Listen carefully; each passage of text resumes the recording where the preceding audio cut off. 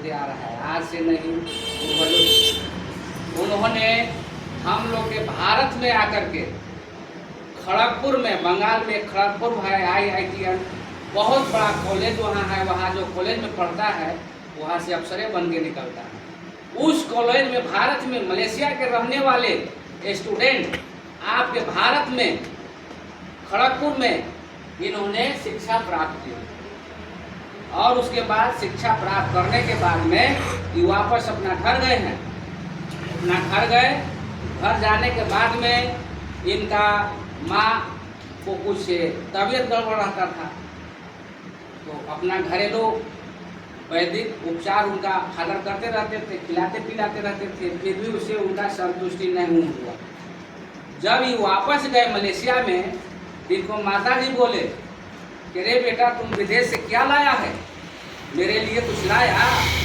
आज तक तेरे पापा हमारे इलाज करते हैं, हमारा शरीर का जो है कि बॉडी या हमारे शरीर में जो बीमारी है आज तक ठीक नहीं हो रहा है, हम हमेशा तकलीफ में रहते हैं।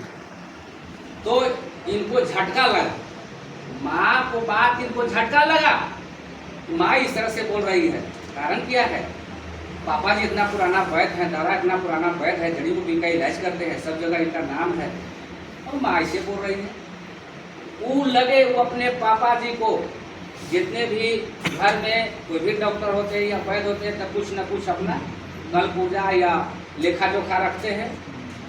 घर में इनका बहुत सा किताब, बहुत सा कॉपी, डायरी था, लगे सब उलट के पढ़ने। क्या किया हमारे पापा जी, हम जो विदेश से पढ़ के आए हैं, भारत से, भारत का भी मान सम्मान है, भारत से पढ़ करके हम लौटे मलेशिया में, तो पापा जी हमारे क्या क्या इलाज चलाते हैं। उसके बाद उनका एक कॉपी में मिला, लिखा हुआ गैनोडर्मा सजीवन बूटी, उसका नाम था। उसमें लिखा हुआ था कि जड़ी बूटियों का राजा। ये जड़ी जो है, जड़ी बूटियों का राजा कॉपी में लिख करके घेरा हुआ था। तो उनका दिमाग खट्टा, वैज्ञानिक थे, दिमाग खट्टा कि तो भाई सब कोई राजा प्रजा होता है देश में या दुनिया में, ये जड़ी बूटियों का राजा, राजा का क्या गुण है, क्या महत्व है? ऐसे तो देख रहे हैं कि राजा के क्या काम होता है, राज दरबार में, सरकार में राजा क्या करता है, तो ये जड़ी बूटिया का राजा ही क्या करता है? ये जड़ी बूटी को, इसके लिए एक ताली होना चाहिए। यही जड़ी बूटी को नाम लिखा हुआ था कि जड़ी बूटियों का राजा। इसका हम लोग के आयुर्वेद ग्रंथ में जिक्र हुआ है। हम लोग तो ग्रंथ कम जानते हैं, लेकिन हमारे पूर्वज लोग या ब्राह्मण देवता लोग आयुर्वेद या ग्रंथ का जिक्र करते हैं, या जानकार हैं उन लोग देखते हैं या पढ़ते हैं। आयुर्वेद ग्रंथ है, उस ग्रंथ में कोई नया चीज आज नहीं है कि हम कहीं से ला करके आप लोग के बैठा करके इसका शिक्षा करें। ये पुराना चीज है।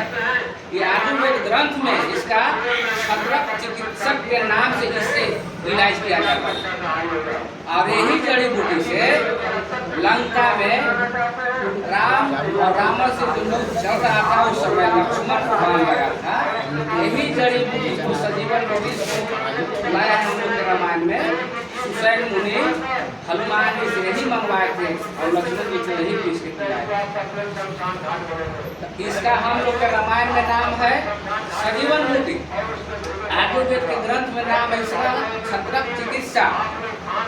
मुसलमान के कुरान में इसका नाम है अल-उम्मा। बाइबिल में नाम है इसका मन्ना। बाइबिल जो धर्म ग्रंथ रखते हैं, उसमें बाइबिल के किताब इसका नाम मन्ना दिया गया। तो इस चीज को, जड़ी बूटी को, राजा को देख करके इन्होंने लगे रिसर्च करने। इसके 1983 से इसको रिसर्च करना शुरू किए ही डॉक्टर भीम सिंह जी। 1993 में इससे 418 वो औषधीय गुण प्राप्त हुए। गैनोडर्मा का गुण है कि आपको नाखून से लेके सर तक कोई भी समस्या है उसको होने नहीं देगा। और जब ये हो जाता है तो इसको ये समाप्त करता है। तो इसको रिसर्च के बाद इन्होंने एक सिस्टम बनाया। इसको जब 10 साल तक रिसर्च किए तो इसमें गुण पाए, और गुण के बाद इसका एक सिस्टम बनाए कि ऐसे ही बाजार में मार्केट में जाएगा तो बड़े बड़े लोग, पैसे वाले लोग इसको अपने गोदाम में रखेंगे, ऐसे रुपया कमाएंगे। उन्होंने कहा कि एक सिस्टम के माध्यम से चलाए, और उन्होंने 2 चीज पर जिक्र किया। आप अभी यहाँ रखते हैं, अभी आगे जब ये महान वैज्ञानिक, विश्व के महान वैज्ञानिक जिनका हर जगह मिला किताब में, इसका सब जगह विश्व का रिसर्च ऑफिस जो है आपको जिनेवा में, जिनेवा से इसका डिग्री मिला है कि विश्व भर में